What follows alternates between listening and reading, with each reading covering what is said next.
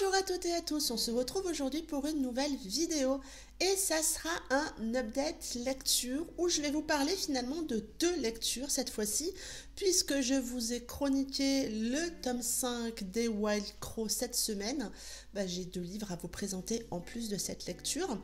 Je vous mets le lien vers la chronique des Wild Crow là-haut si vous ne l'avez pas vu et sinon c'est parti pour deux autres avis lecture.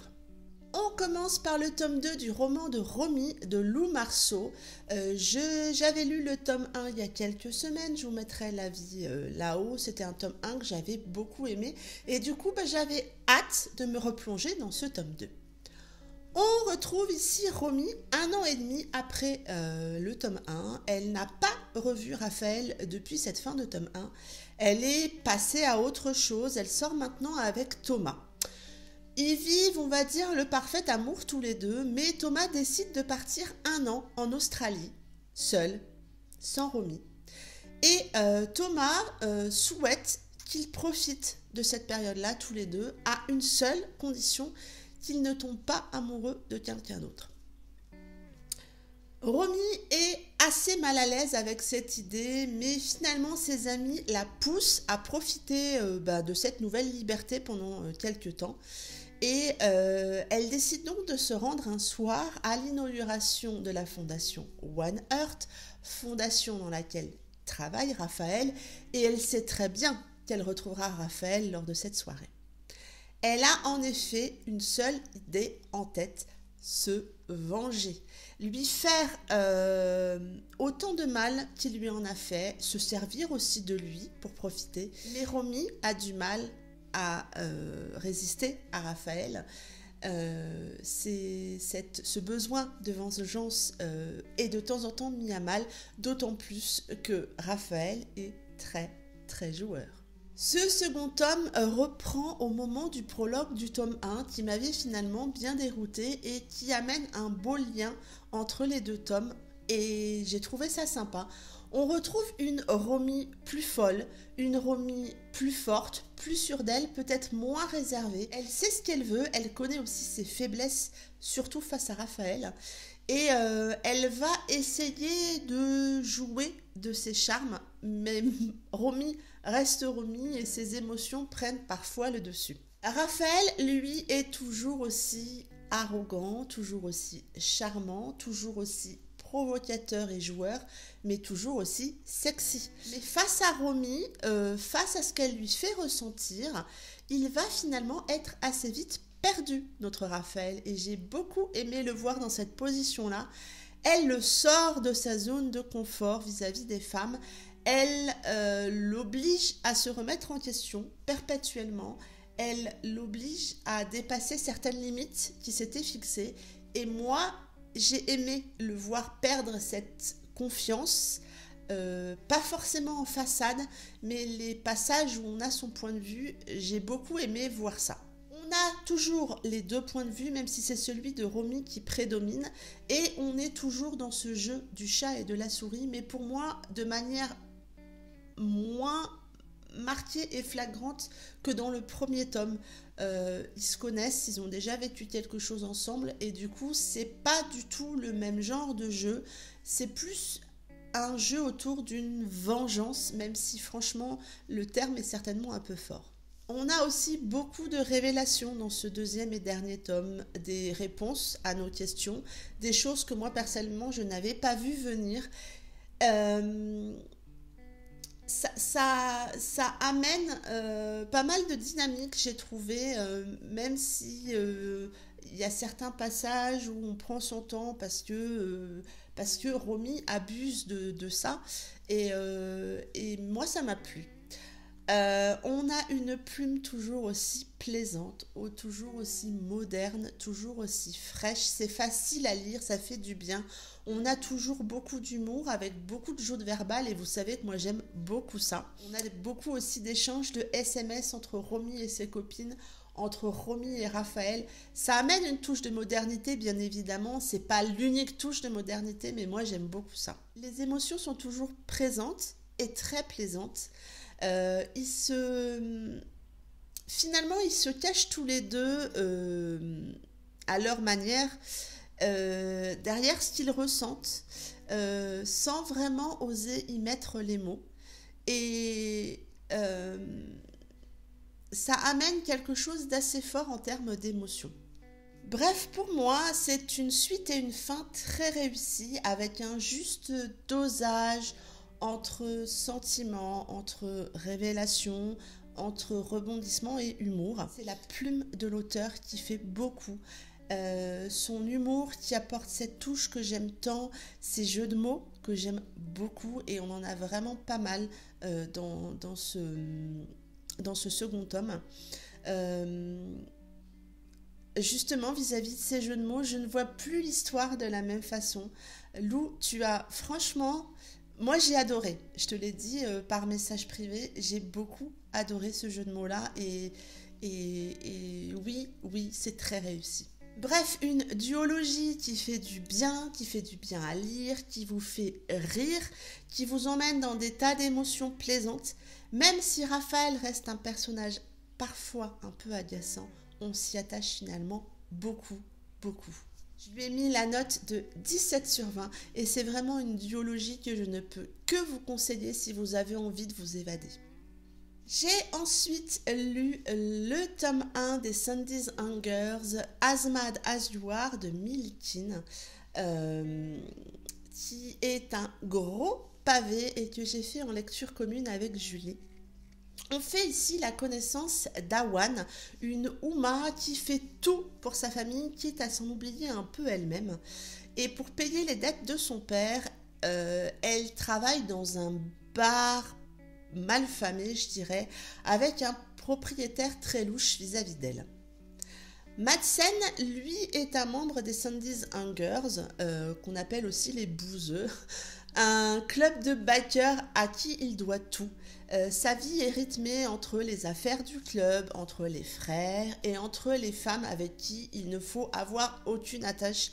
Il est comme ça, Mad, il est brut de décoffrage. Il vit dans la baraque au sein du Bayou, qui est finalement le club où ils vivent tous ensemble. Par hasard, un soir, Madsen, accompagné de Jedier, son meilleur ami, qui est lui aussi un Sandy's Hungers, s'arrête au bar où travaille Awan. Awan qui n'est autre que l'ex-petit ami de Jedier. Et alors qu'ils sont en train de boire un coup, ils se rendent compte que Awan est abusé par le patron du bar. Ça va les mettre tous les deux dans une colère noire. Ils vont du coup être très violents pour sortir Awan de là.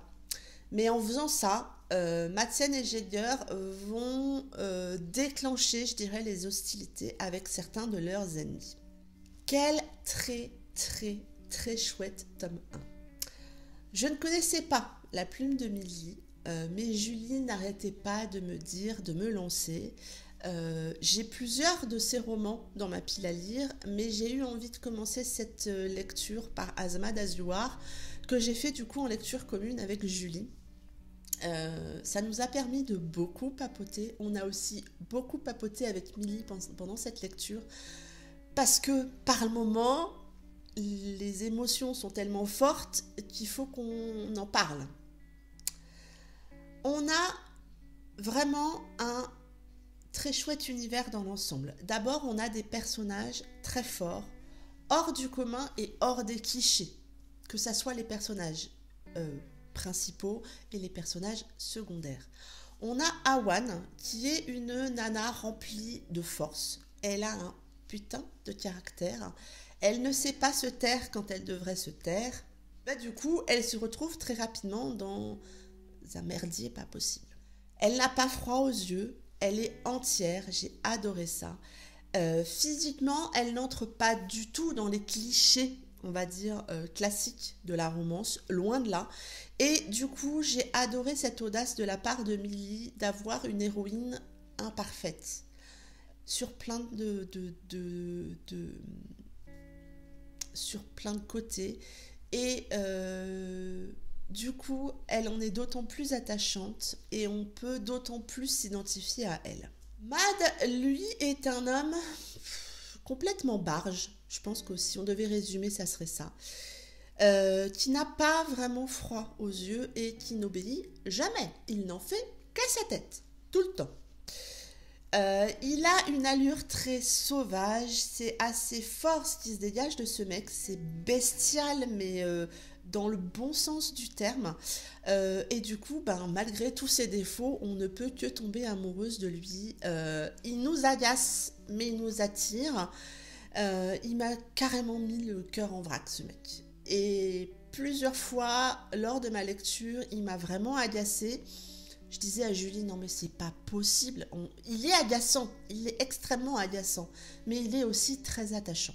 Entre ces deux-là, finalement, on obtient un couple atypique, je dirais. Ils sont bouleversants, bruts, sans filtre dans ce qu'ils éprouvent, mais sans jamais le dire. Et malgré tout, sans jamais le dire, ils montrent et démontrent vraiment beaucoup de choses. Ils ne forment, ce que je vous disais, un couple atypique. Ils sont loin d'être parfaits, ils n'ont pas une relation parfaite, ils ne le souhaitent pas. Ils sont tellement abîmés, tous les deux, abîmés par la vie, abîmés par leurs expériences, abîmés, que je dirais qu'ils s'aiment avec violence, avec une telle intensité que ça vous prend aux tripes. L'univers que Milly a créé est juste fou. J'ai vraiment, mais vraiment eu l'impression d'être là-bas, dans le bayou, au milieu de toute cette bande de tarés, et ça a été vraiment puissant. Milly a fait un travail de fou autour des visuels de chaque personnage, autour des visuels de certains lieux, et du coup je les avais regardés avant ma lecture. Quand un nouveau personnage arrivait, je regardais un peu le visuel qu'elle en avait fait. Quand elle parlait d'un lieu, je regardais le visuel qu'elle en avait fait aussi. Et du coup, je me suis sentie submergée par tout ça et j'ai eu l'impression d'être là-bas. C'est vraiment... ouais, ça a été très très fort. Ça amène beaucoup de force à la lecture, beaucoup de puissance dans tout ça.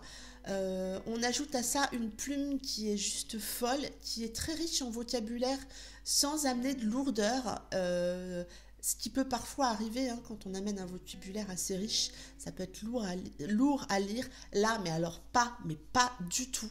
On sent l'énorme travail de recherche qu'elle a fait par rapport à tout cet univers du Bayou, la Nouvelle-Orléans, ce qui est autour voilà, un peu du vaudou et tout ça. Et ouais, j'y suis encore en vous en parlant. C'est vraiment, je me suis sentie habitée par les lieux et c'est pas toujours le cas. Et là, c'est vraiment fait avec beaucoup d'audace et de justesse. On a aussi beaucoup de personnages secondaires très attachants, très mystérieux. On a envie de creuser. Moi, il y a certains personnages que j'ai envie de creuser. Je ne vous dirai pas qui parce que j'ai peur de vous en dire trop. Mais il y a vraiment des personnages secondaires très très attachants.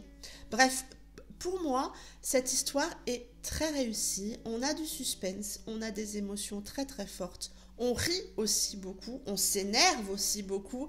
Et j'ai beaucoup rigolé quand Julie disait « Mais je vais envoyer sa boots là, non !» Elle était énervée, c'est énervant. Oui, ça vous prend aux tripes, oui, ça vous déchire, oui, ça vous agace. Mais oui, c'est réussi, on voyage. Je l'avoue, au départ, j'ai eu très très peur d'un triangle amoureux et vous savez à quel point je déteste ça, mais pas du tout. Ne craignez pas le triangle amoureux, foncez. C'est une histoire très très prenante. C'est pas juste une histoire de biker pour le coup. C'est fort, c'est puissant. J'ai beaucoup aimé. Je lui ai mis la note de 18 sur 20. J'ai vraiment vraiment hâte de lire le tome 2. Parce que je sens que je vais adorer. Ça en est tout pour cette vidéo. Je vous remercie de l'avoir regardée jusqu'au bout. En attendant, je vous souhaite de très belles lectures, un très bon week-end et je vous dis à très bientôt pour une prochaine vidéo. Bye bye!